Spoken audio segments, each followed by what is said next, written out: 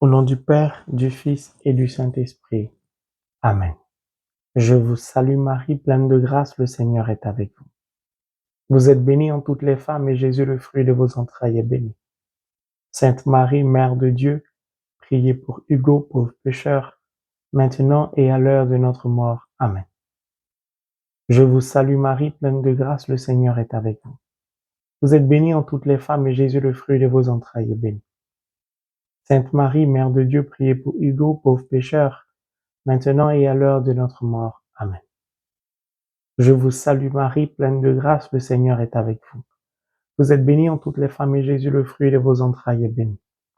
Sainte Marie, Mère de Dieu, priez pour Hugo, pauvre pécheur, maintenant et à l'heure de notre mort. Amen.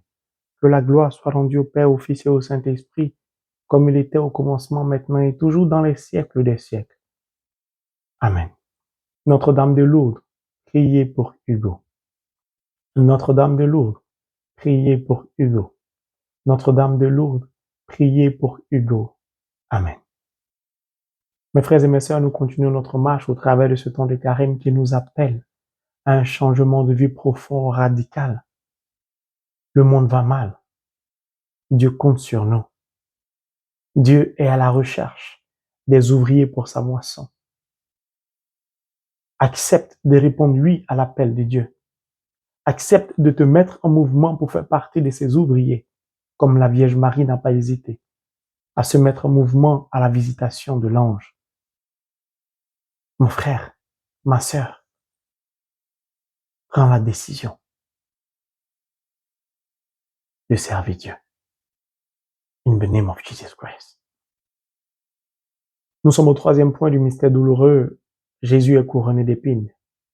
Nous allons voir un troisième et dernier aspect de ce troisième point au travers du livre de Saint Matthieu, chapitre 27, du verset 30 au verset 31, qui dit, et je cite, « Ils crachèrent sur lui, et prenant le roseau, ils le frappaient à la tête. Après s'être moqué de lui, ils lui enlevèrent le manteau et lui remirent ses vêtements. » Mon frère, ma sœur, je t'invite à prendre une pause, à t'asseoir et imaginer la vie de notre berger, mon maître à penser, celui au travers de qui je m'identifie, celui qui normalement au travers de moi doit s'identifier. On lui a retiré ses vêtements. On lui a porté le manteau du diable. Ses frères et sœurs, les juifs comme lui, ont osé cracher sur lui. Signe de dégoût, signe de haine. On crache sur une personne lorsqu'on veut la mépriser. On a du dégoût pour elle.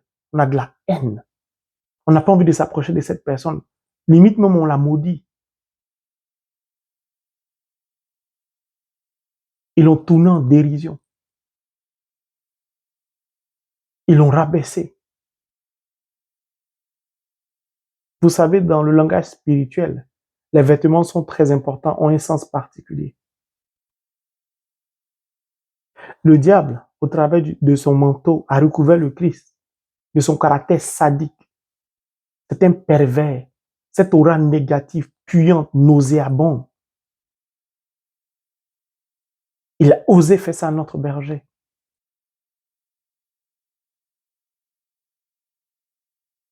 Mon frère, ma sœur, en tant que chrétien, nous n'avons pas le droit de nous moquer de notre prochain, de nos semblables. Nous n'avons même pas le droit d'assister, encore moins de participer à des scènes de théâtre, à des comédies au travers desquelles on se moque du Christ.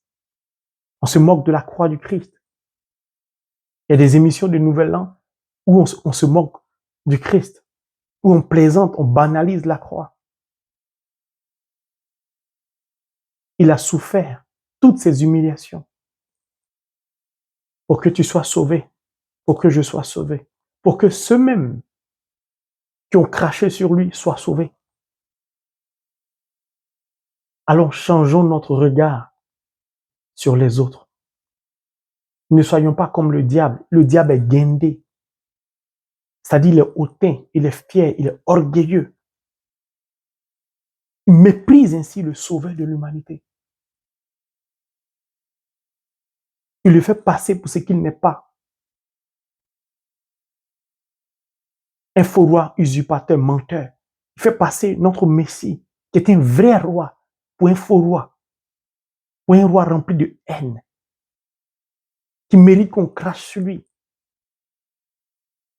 Il utilise la salive de façon sadique, satanique, de façon obscure.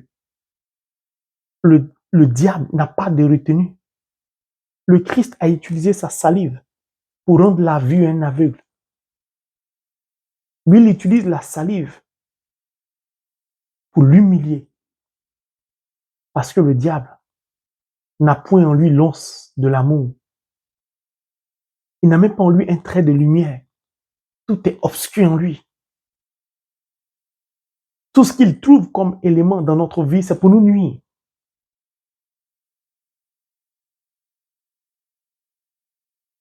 Mon frère, ma soeur, regarde à quel point il t'aime. Mais on aura le temps de revenir sur ce texte. Le point qui m'intéresse le plus aujourd'hui, c'est l'attitude de notre roi. Le roi des rois, le Seigneur des seigneurs, le premier-né d'entre les morts. Notre Messie. Il garde le silence. Un silence intriguant, fatigant, qui suscite une réflexion profonde sur l'état de notre vie spirituelle.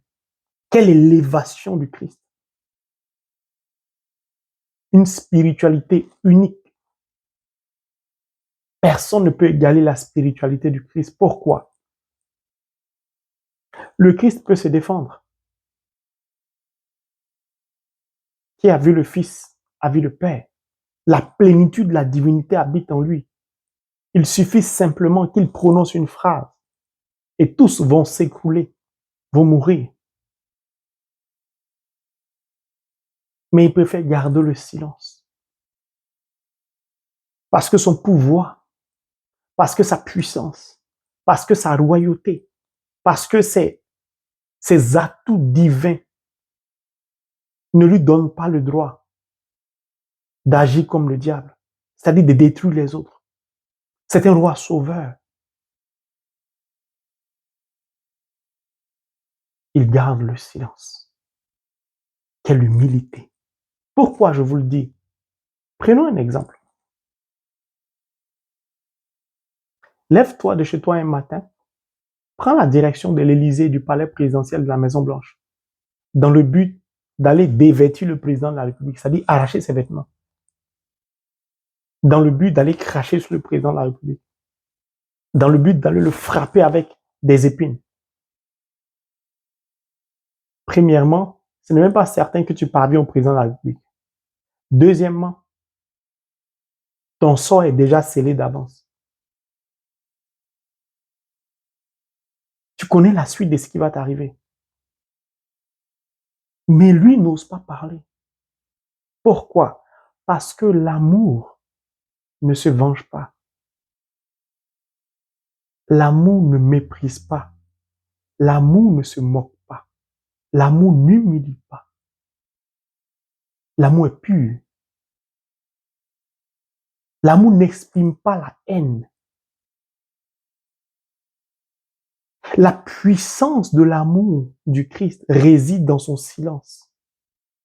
Un silence qui perturbe le diable. Il est désemparé. Il s'acharne à provoquer une réaction qui ne vient pas.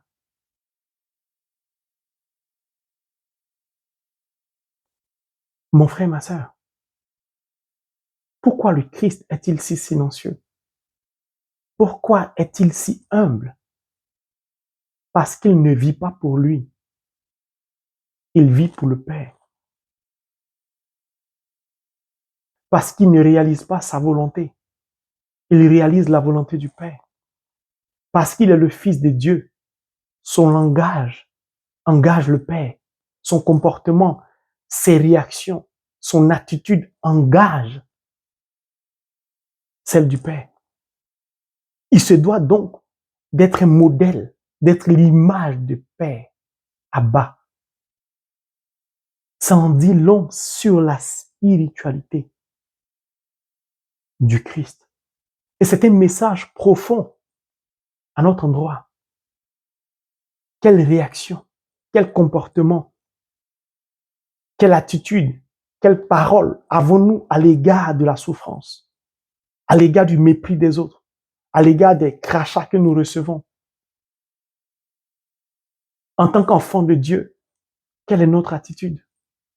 Lui, il est le Fils de Dieu. Par notre baptême, nous sommes devenus enfants de Dieu, frères de Jésus-Christ. C'est notre modèle. Lui, il garde le silence. Que fais-tu de ton rang social? Comment te comportes-tu à l'égard des pauvres, à l'égard de ceux qui sont humiliés, ceux qui sont moqués, ceux qui sont rejetés, ceux qui sont méprisés? Lui, son silence,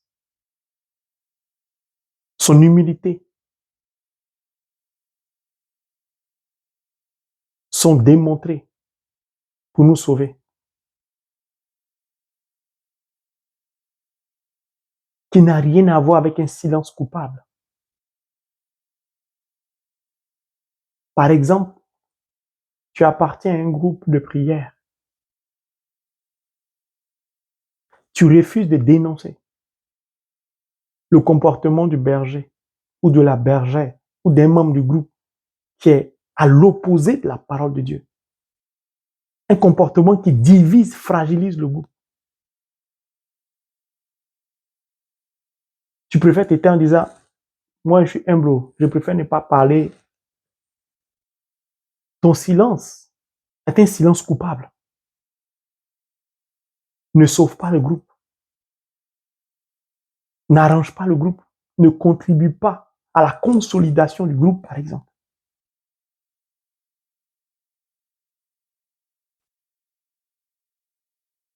Quelle humilité! Quelle humilité!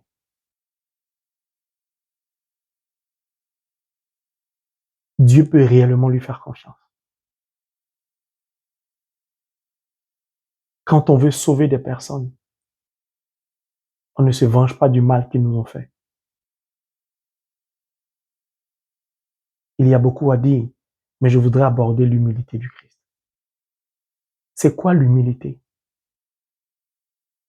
Nous allons essayer au travers de la parole de Dieu de comprendre un peu ce que c'est que l'humilité.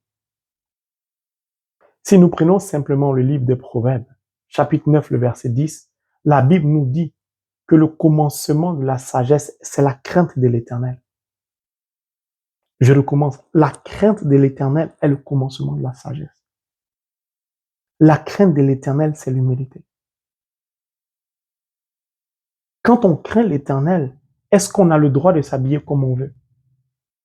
Est-ce qu'on a le droit de décrocher son téléphone en pleine célébration eucharistique? Si on a la crainte du Seigneur, notre Dieu, est-ce qu'on a le droit de fréquenter les marabouts, les féticheurs? Est-ce qu'on a le droit, si on a la crainte de l'être suprême, qui renouvelle sans cesse notre souffle de vie, de calculer lors du passage du panier de la quête ce que nous voulons mettre dans le panier en signe de reconnaissance à l'égard de Dieu?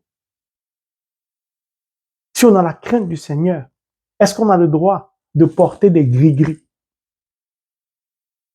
de se laver avec des eaux qui émanent de chez les marabouts et aller communier?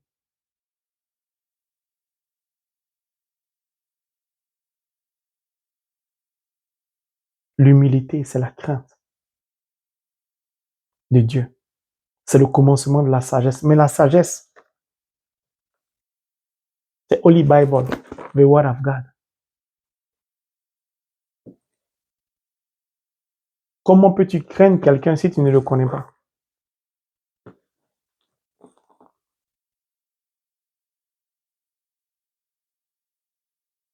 Mon frère, ma sœur, as-tu la crainte de Dieu?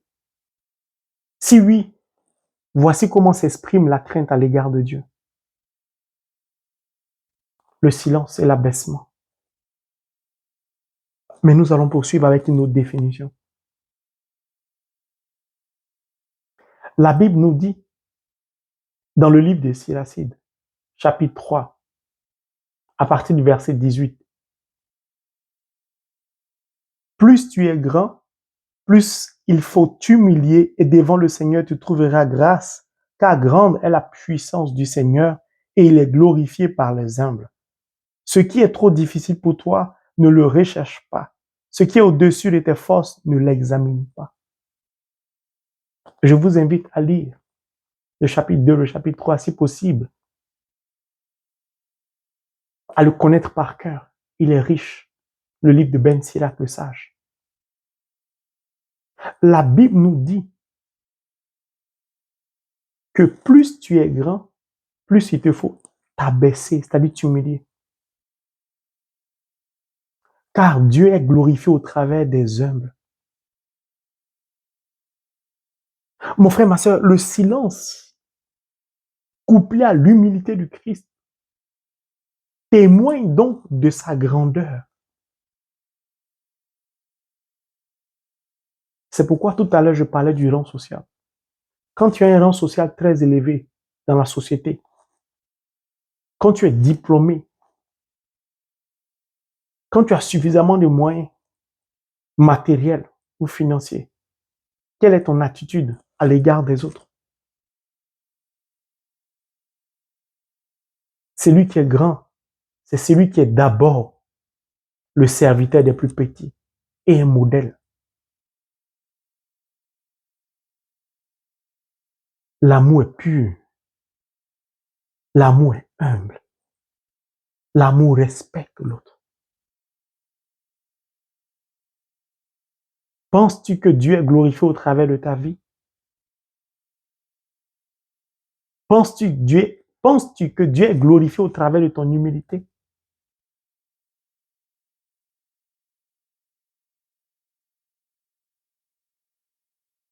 Mais si nous prenons le livre de Daniel, une autre définition de l'humilité.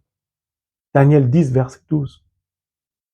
L'ange, Michel lui dit, ou Michael, l'archange lui dit, depuis le jour où tu as eu à cœur de t'humilier devant le Seigneur, tes paroles ont été entendues. Il s'agissait du jeûne. Le jeûne, c'est la crainte de Dieu. Jeûner, c'est s'humilier devant Dieu. C'est d'accepter la mortification de sa chair pour permettre à la gloire de Dieu de se manifester. Mon frère, ma sœur, peut-on être chrétien sans jeûner, sans humilité, sans amour?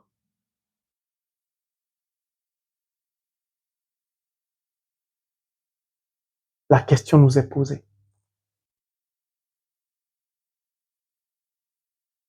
L'humilité est la source de l'exaucement. Pourquoi? Jacques, chapitre 4, le verset 6. Dieu résiste aux orgueilleux, mais il accorde sa grâce aux humbles.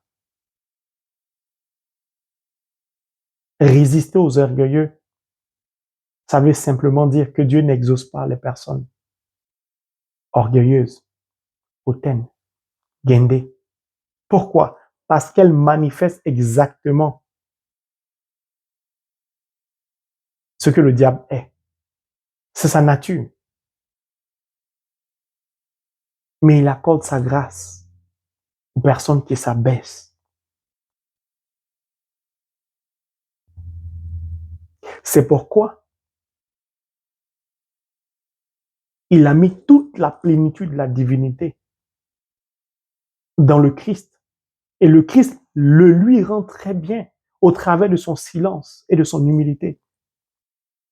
Quand on est tellement puissant dans la vie, On est celui-là même qui évite les histoires quand on est enfant de Dieu.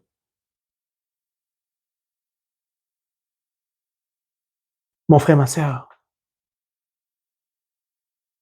je voudrais nous inviter à une réflexion profonde sur notre humilité.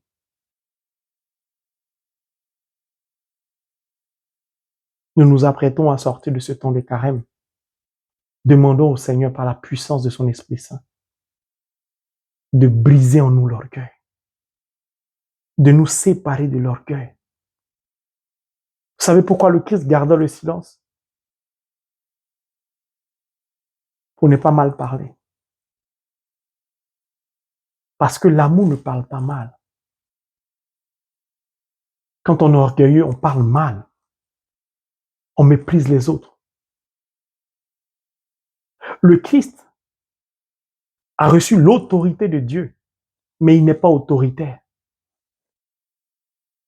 Quand on est chrétien, on ne doit pas être une personne autoritaire. Les paroles qui sortent de nos bouches, de notre bouche, ne doivent pas être des paroles comparées au venin du serpent.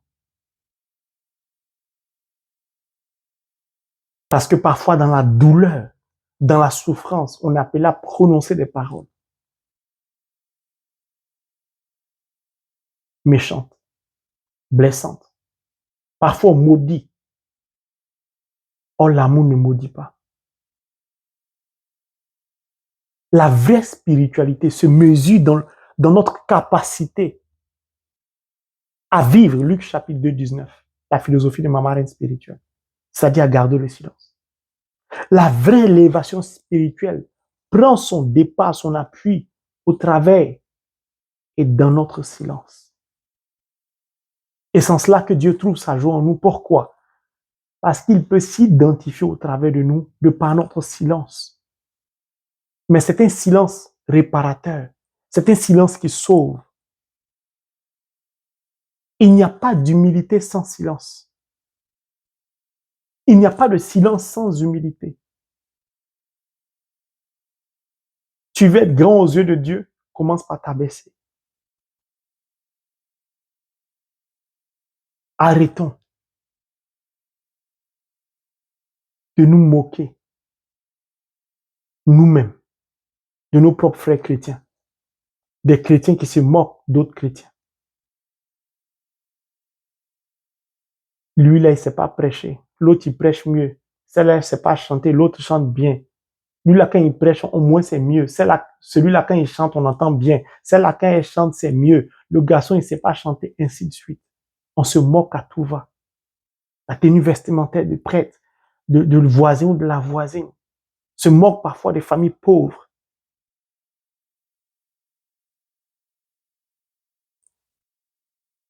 Le Christ a beaucoup souffert.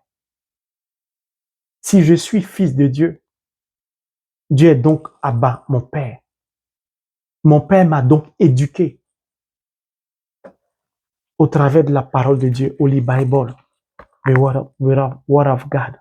Si Dieu m'a éduqué, mon langage doit refléter celui qui m'a éduqué, mon Père.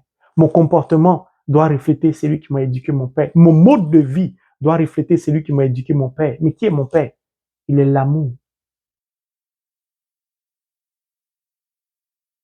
Ma parole doit être une parole d'amour. Mon comportement doit refléter l'amour. Mon mode de vie doit refléter l'amour. Sinon, je ne suis pas digne d'être chrétien, d'être appelé enfant de Dieu. On ne répond pas à tout le monde. Dans certaines conditions, mieux vous garder le silence. Et le Christ là nous indique le chemin de la vraie élévation spirituelle. Et Saint Jacques nous indique le chemin de l'exaucement du désir de notre cœur au travers de l'humilité qui appelle sur nous la faveur de Dieu. Que Dieu nous donne rempli de son Esprit Saint de pouvoir être totalement, radicalement transformé de l'intérieur afin qu'au travers de notre humilité, Dieu le Père soit glorifié, élevé. In the name of Jesus Christ. Amen.